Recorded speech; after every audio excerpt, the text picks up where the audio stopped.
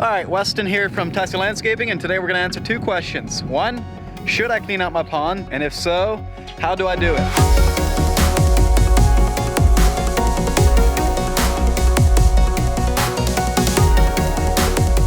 This is an 11 by 16 pond. It's an average sized pond. It is an older one.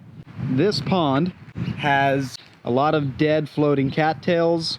When I stir that up, there's just a lot of debris in here.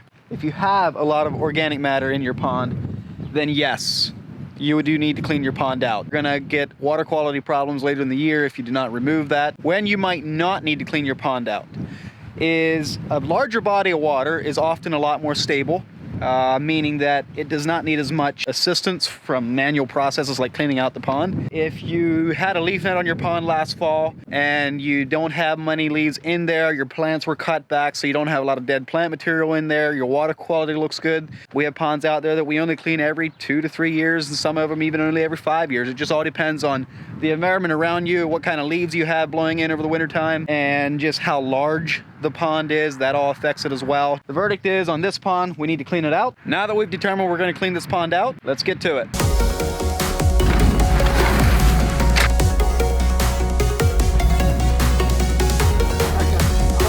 Okay. We're good. You got that?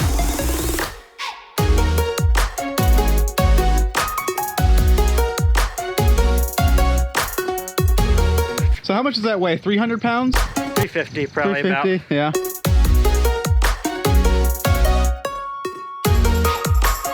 First step is, what all do you need? Reynolds, give us a rundown. These are a couple of the tools that we use on every one of our cleanouts. First and most important is a pump. This is what we use to remove all the water out of our pond through a discharge hose. Some sort of holding tank is going to be important. Obviously, when you pump the water out, your fish need to go somewhere. On every cleanout, we're going to put water into this tank that we can hold your fish in while we clean out the pond, and at the end of the cleanout, we can return the fish and that water back into the pond. A net makes catching your fish a lot easier, pulling them out safely without harming them at all. Have yourself some sort of trimmers, a pair of waterproof gloves, garden hoses, extension cords, blowers. When we get all the water pumped out of our pond, we're going to pressure wash everything out. At this stage, we always wear chest waders and a raincoat. This keeps you clean and dry while you're working, keeps you from getting speckled in water and pond debris.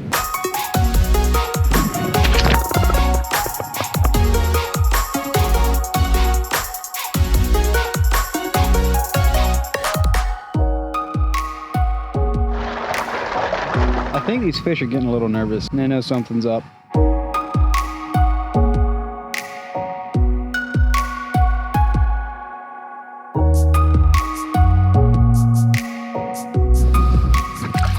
By waiting until the water's this low, there's way less space for them to start around and try to get away from you. Just makes it easier. So what are you doing here, Reynolds? I'm going to remove all the components within our biofalls. We have our lava rock, which is the host for your bacteria, and the filtration mats. We're just gonna pull them out, rinse them off, try to remove any excess debris, leaves, sticks, etc., to give the pond a fresh start for the season. Just gonna pull these out and rinse them off good. Once a year is the only time you need to clean anything in here. We have a lot of debris going on here. The point isn't to make this spotlessly clean, it's just to remove all this excess debris and mud so that our pond can easily filtrate again as it runs.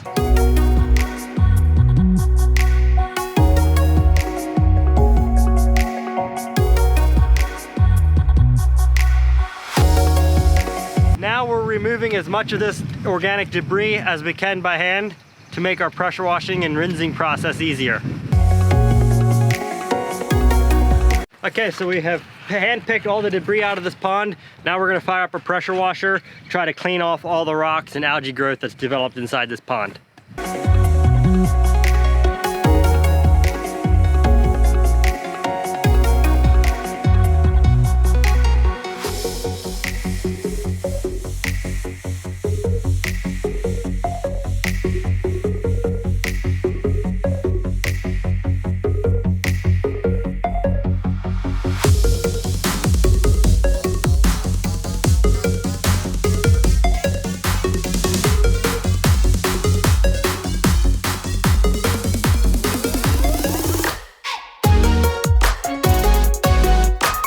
Eric's done pressure washing here, and you can see it's much cleaner. All of the debris is removed, but it's not exactly like spotless, but that's exactly how it's supposed to be. There is such a thing as getting it too clean.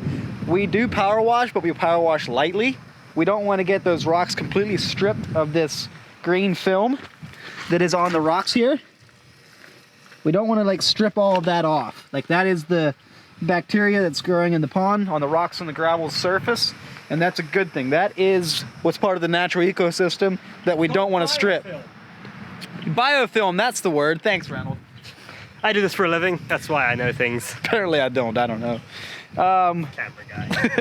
The other thing you can do at this point in the game is if you got plants that are like taking over your pond, like the leaves are just completely covering the water during the middle of the summer, now's a good time to just knock some of those back. We're just going to take a little shovel and actually remove some of these lilies down here, because the lilies are taking over probably more than half the pond down in here, and it's just overgrown. We're going to cut some of it back, fertilize what's left so that they get a lot of blooms throughout the summer, and start filling it back up.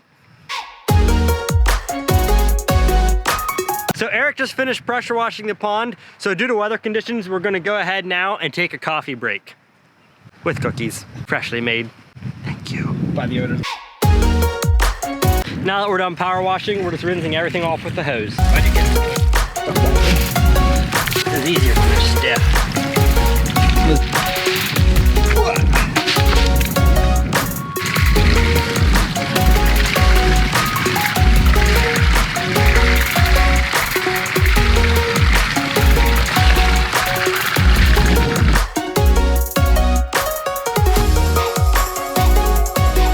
So at this point, we're done flushing out the bottom. It's clear, so we're gonna pull our pumps and start filling it back up. These are a couple things that I use to treat the pond when we're done cleaning it. This is a plant fertilizer we put on all of the lilies. It helps enhance blooms and make healthier plants. Barley straw extract is the product we use to help your pond digest organic matter that's left in the water. Pond starter bacteria is another product that's again safe that we use to help maintain water clarity. And pond detoxifier is simply for the fish to prevent them from any damage from any chlorine water that we would add into the pond again.